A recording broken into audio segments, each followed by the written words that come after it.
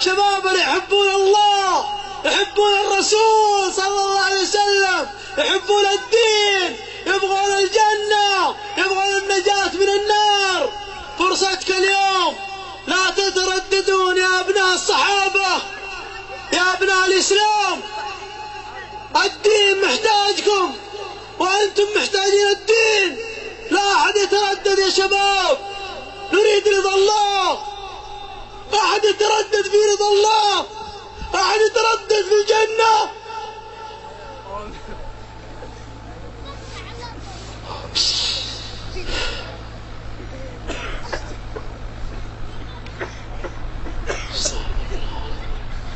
شباب، أحد يتردد بالله في جنة عرض السماوات والأرض، تردد في أنه يرضي الله سبحانه وتعالى.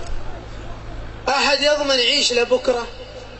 العمر واحد والنفس واحدة يا شباب. يا شباب والله أنتم ابناء الصحابة حرام نضيع حياتنا في أشياء تافهة. الله أنعم علينا نعمة الدين، أكبر نعمة نعمة الإسلام.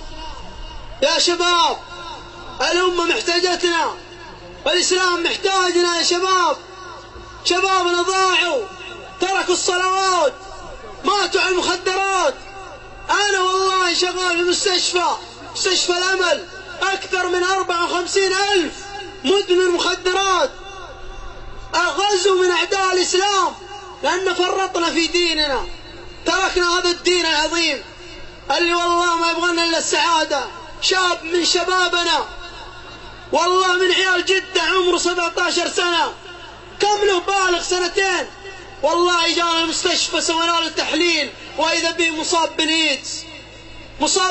17 سنة. ليش؟ من الفواحش، اللواط، الزنا. يقول مرة والله فعلتها بس، وهو الآن مصاب بالإيدز، يبكي طول عمره الآن ما هو مصدق. هذه خطوات الشيطان، هذه خطوات النار.